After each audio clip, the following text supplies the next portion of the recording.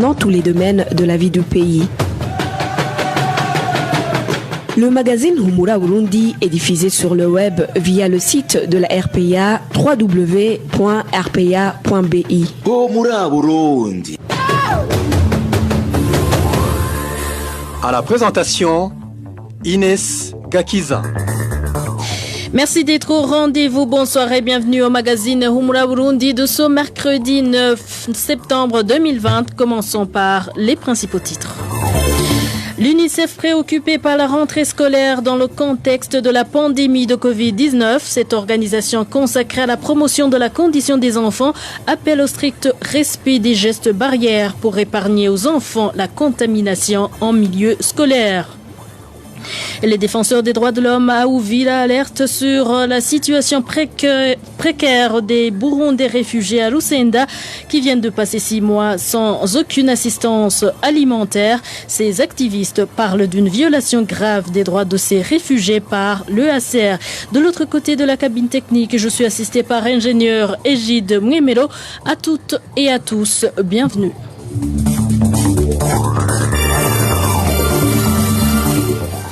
Encore une fois, bienvenue. Commençons par la page Droits de l'homme. Arrestation ce mercredi du responsable du parti CNL sur la colline Tenga local zone Rubirizi en commune Mutimbuzi de la province Bujumbura.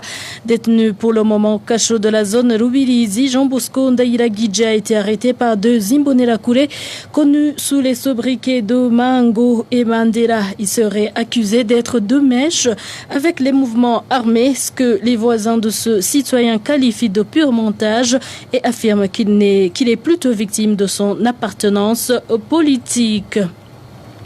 Et 3 jeunes hommes de la colline Naman des communes Rusaka en province Mngaro, à savoir Hugues Wukuru, Fabrice Ndouimana et Pacifique, ainsi que Gérard Ruizimana, un enseignant de l'Ikofo Muhuzu en commune Burambi, ont comparu hier devant le parquet de Muha.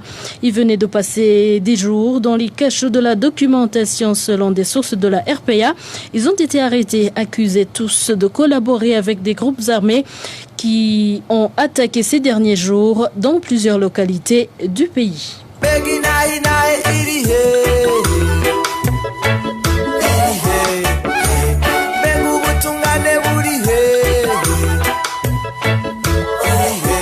RPA reste solidaire avec les journalistes du groupe de presse Iwachu, Agnès Ndirubusa, Christine Kamikazi, Terence Modenzi et Égide Harerimana en détention depuis le 22 octobre 2019.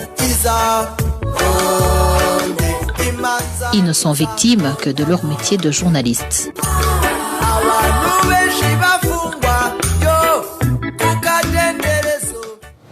Et page éducation, à présent, certains enseignants de la province Rutana inquiets du manque criant de matériel didactique et surtout du surnombre des élèves, 10 facteurs qui risquent d'interférer quant aux résultats attendus. Cette alerte survient 3 jours seulement après le début de la rentrée scolaire édition 2020-2021. Le point c'est avec Vicky Chris Nineretse. C'est dans la section fondamentale où l'on observe le surnombre des élèves dans des salles de classe. Selon les enseignants de la province d'Orutana, dans une salle de classe, il y a un nombre d'élèves compris entre 80 et 90. Ces enseignants indiquent que ce surnombre pourra causer un grand nombre d'échecs, surtout que même les matériels didactiques sont insuffisants.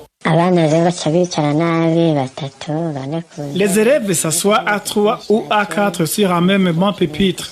Ces bancs pupitres sont en mauvais état. Depuis la 7e jusqu'à 9e, les salles de classe sont pléthoriques. Il y a également le problème de livres pour élèves et pour enseignants. C'est vraiment difficile d'enseigner dans ces conditions. Cela entraîne de mauvais rendements. Ces enseignants demandent au nouveau ministre de l'Éducation de remédier à ces problèmes. Nous demandons au ministre de l'Éducation de tout faire pour nous trouver le matériel didactique nécessaire et d'augmenter les salles de classe. Il y aura dans ce cas de bons rendements et la tâche sera facile pour l'enseignant. L'année scolaire 2020-2021 a débuté ce lundi. À ce propos, nous avons essayé de joindre Simon Genzebuhoro, directeur de l'éducation en province Rutana, mais sans succès. Et dans l'entretemps, les enseignants réunis au sein du syndicat CONAPES saluent la décision ministérielle d'admettre au redoublement les élèves de la 9e année qui ont échoué au concours national de l'année dernière. Emmanuel Machandari, président de ce syndicat, rappelle que certains élèves échouent pour des raisons indépendantes de leur volonté.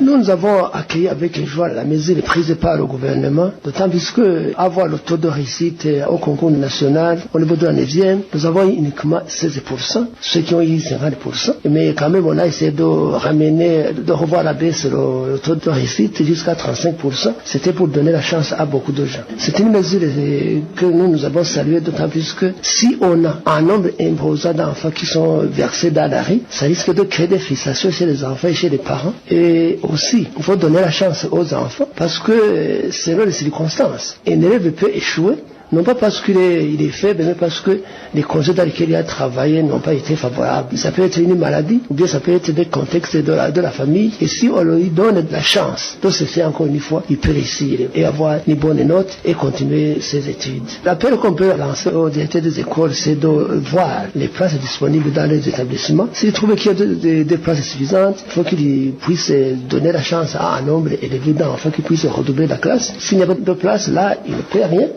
Il ne fait qu'appliquer la mesure qui a été prise par le gouvernement, mais il faut tenir compte des effectifs et des places. Là aussi, si on fait redoubler un nombre très imposant, ça risque de créer des pléthores dans les classes et même la qualité de l'enseignement peut en pâtir. Et pour rappel, plus de 30 000 élèves n'ont pas réussi à ce concours national édition 2019-2020. Et nous détenons l'élément sonore du président du syndicat CONAPES de la radio Isanganiro. Et parlant toujours éducation, les parents burundais devraient maximiser les efforts pour éviter la pandémie de Covid-19 en milieu scolaire. L'appel est de l'UNICEF au moment où l'année scolaire au Burundi a débuté depuis lundi dernier. L'UNICEF propose même des mesures à suivre pour épargner le milieu scolaire de cette pandémie. L'élément sonore n'est pas encore disponible. Je vais y revenir dès que possible. Les habitants de la zone Nyamakarabo, commune Mugina de la province Chibitoke, accusent leur administratif de partialité dans l'octroi des parcelles cédées par la population locale pour venir en aide leurs voisins de la colline Nyemundu, dont les maisons ont été emportées par un glissement de terrain. Ces habitants s'inscrivent en faux contre le comportement de ces autorités au moment où les bénéficiaires sont sans toit depuis près d'une année. Balthazar Mibouro. Les habitants de la colline Nyamakarabo ont donné plus de 10 hectares pour que leurs frères victimes des glissements de décembre dernier construisent d'autres habitations. Ces 200 parcelles ont été déjà terrassées au moment où les familles en détresse sont estimées à plus de 1000. Certains parmi les bénéficiaires de ces parcelles reconnaissent que la distribution de ces parcelles est émaillée de lacunes. Ce qu'ils ont déjà eu n'était pas les plus nécessiteux, disent-ils.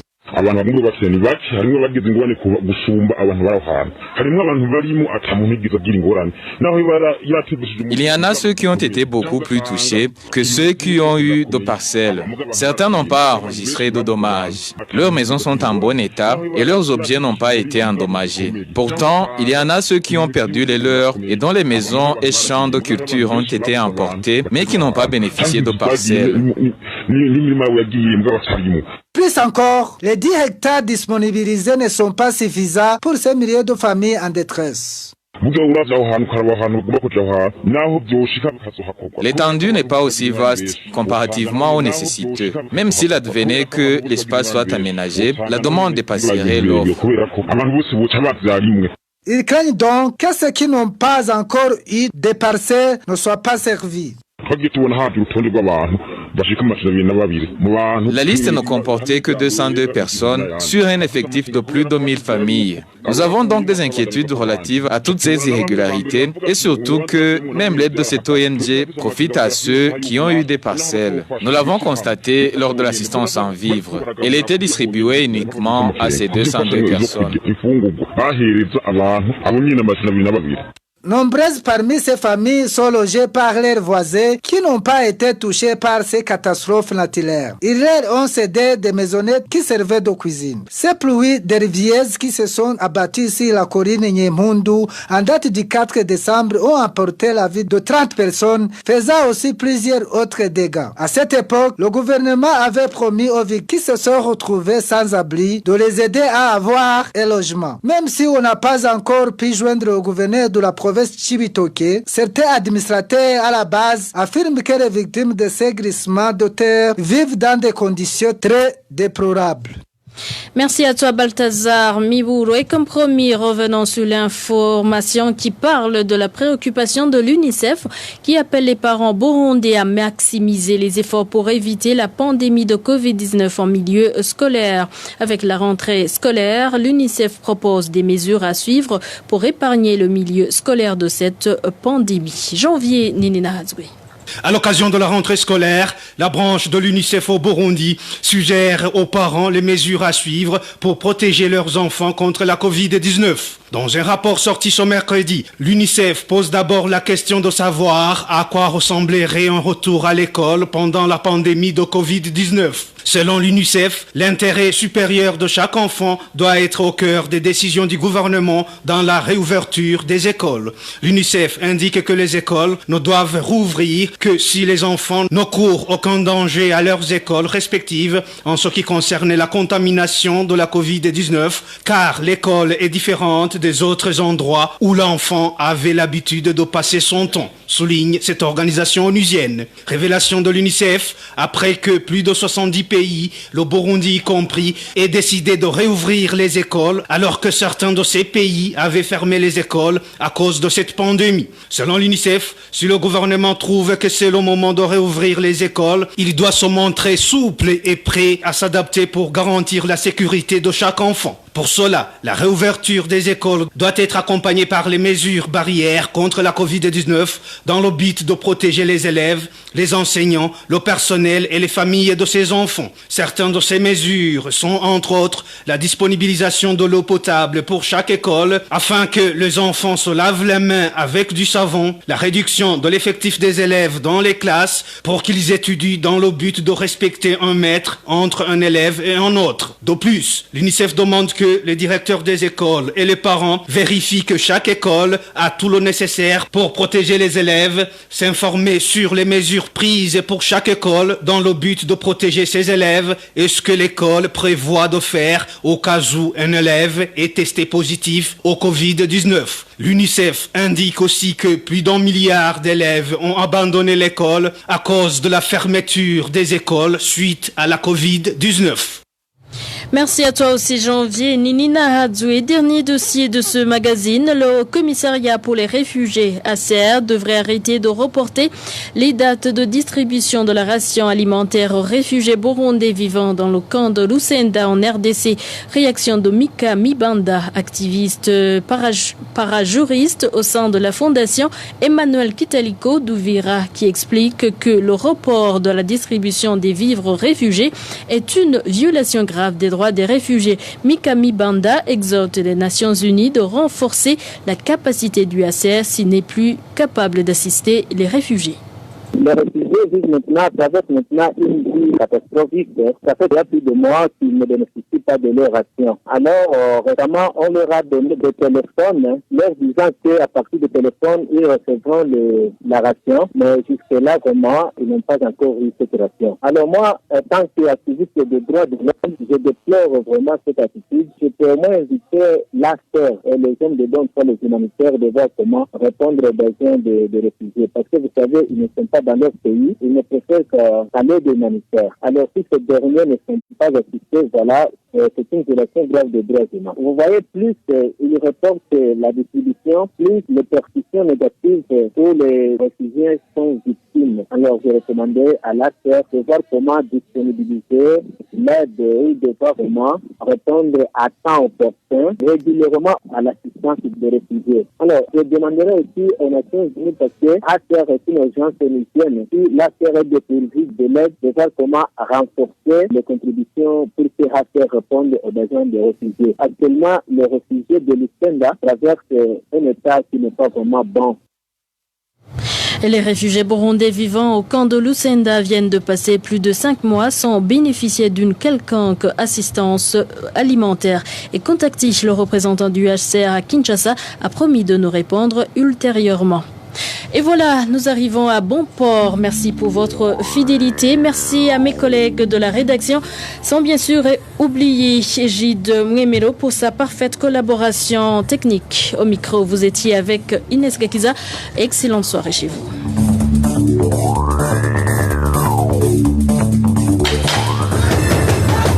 C'était le magazine Humura Burundi. Un magazine comprend pour relier les Burundais en exil et ce toujours au pays à travers une information de qualité. Bakira!